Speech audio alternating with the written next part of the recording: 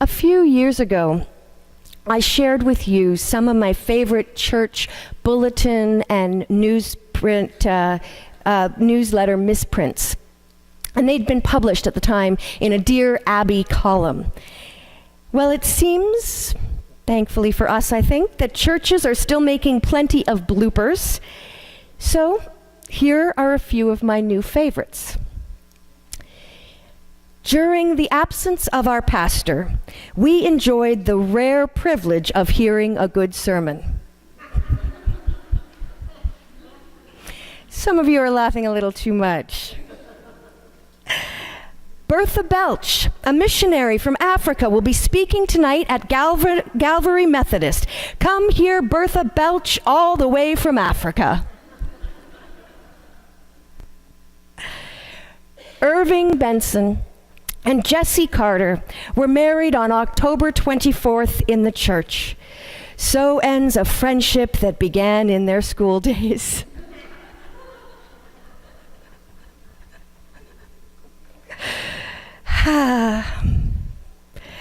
The church has often had a hard time trying to say exactly what it means. In today's scripture, we discover that even Jesus ran into trouble with speaking plainly enough to be understood. Jesus used this figure of speech with them, but they did not understand what he was saying to them. So again, he told them. And while the Good Shepherd passages are among some of the most beloved in the Bible, they are also among some of the most confusing and misunderstood. Richard Rohr says, metaphor is the only possible language available to religion because it alone is honest about the mystery. And yet metaphor conceals and confuses as much as it reveals and clarifies. For instance, if you're wondering if Jesus is the gate or the shepherd, well, the answer is yes. I am the gate, says Jesus in John 10:7. I am the good shepherd, he says later in 10:11. If you're wondering who the bandits and the thieves in this metaphor are, or what does this mean for people like Mahatma Gandhi or Malala, if only those who enter through the gates of Jesus are saved, well, then you're not alone. The metaphor is full of sheep, but there is one giant elephant in the room with them, which sometimes blocks us from being able to see the good news in this text. Whether Jesus intended them to be or not, these passages have been used to exclude people who aren't Christian enough or Christian at all. And for many of us who have friends from other traditions, this leaves us uncomfortable. What are we to do? And first, I think we have to own up to our history of exclusive thinking that has led to pain and suffering in this world. In his book, God is Not Christian, Desmond Tutu writes, "We do scant justice and honor to our God if we want, for instance, to deny that Mahatma Gandhi was truly a great soul, a holy man who walked close with God. Our God would be too small if he was not also the God of Gandhi. And many of us people, perhaps, need to have our notion of God deepened and expanded. It has often been said, half in jest, that God created man in God's own image, and man returned the compliment, saddling God with their own narrow prejudices, exclusivities, foibles, temperamental quirks. The psalmist reminds us, the Lord is good to all, and God's compassion is over all that God has made. And Jesus himself said, all flesh shall see the salvation of God. I think we have to own up to our history of exclusive thinking. But I don't think it means that we have to throw the stories away.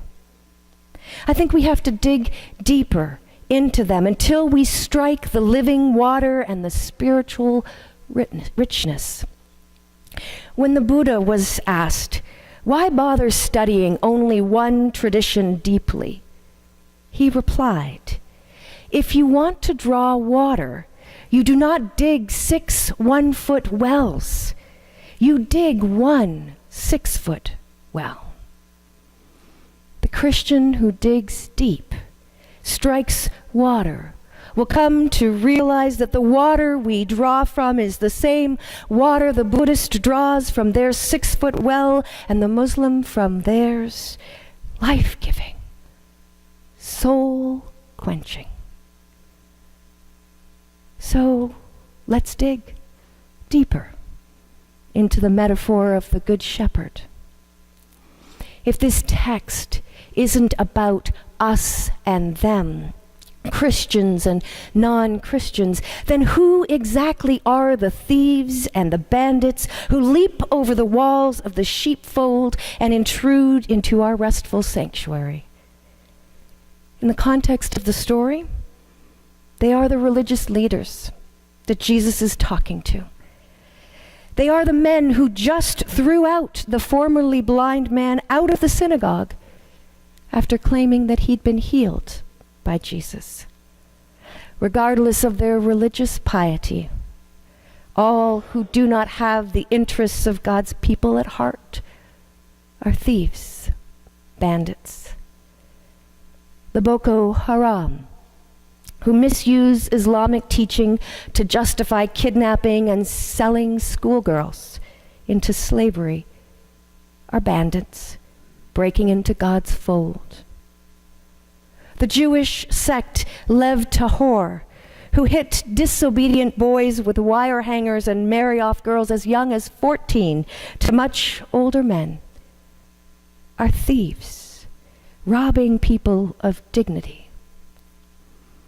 The Christians who evangelize hate against the LGBTQ2 community and celebrate when Nigeria, Uganda, or Russia imprison or kill gay rights activists, destroy the kind of abundant life that Christ wants for us all. The thief comes only to steal, kill, and destroy. And the truth is, we don't need to look to those who make the evening news to find the bandits and the thieves.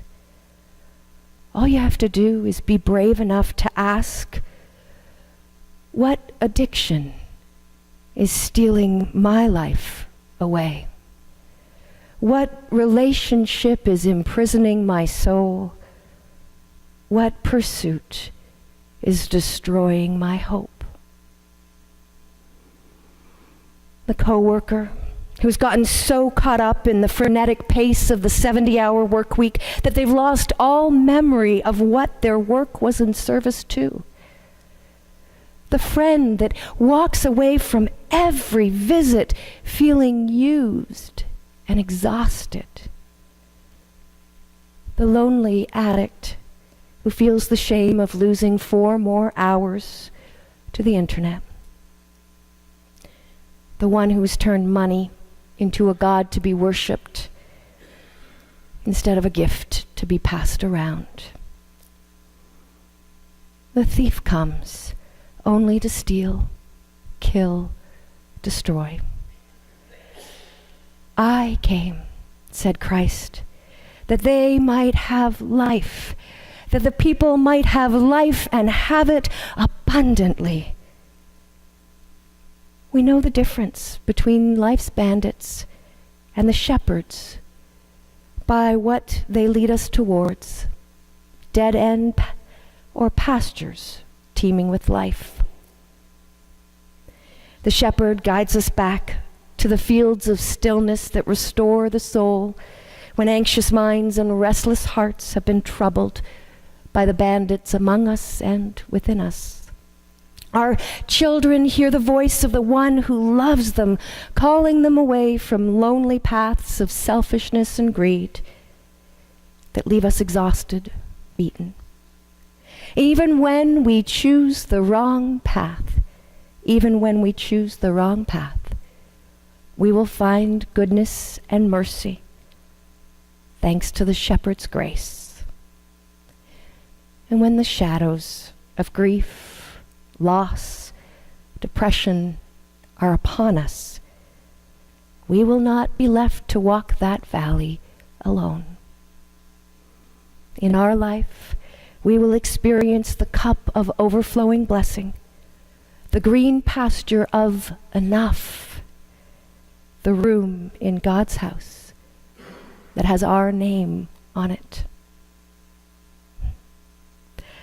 The metaphor for the sheep is a good one, even in this day and age. For sheep are as stubborn as they are vulnerable. Even with the predatory dangers of nightfall and the promise of safety in the sheepfold, they often refuse to enter through the gate. Thankfully, the Good Shepherd is there to call them home. Amen.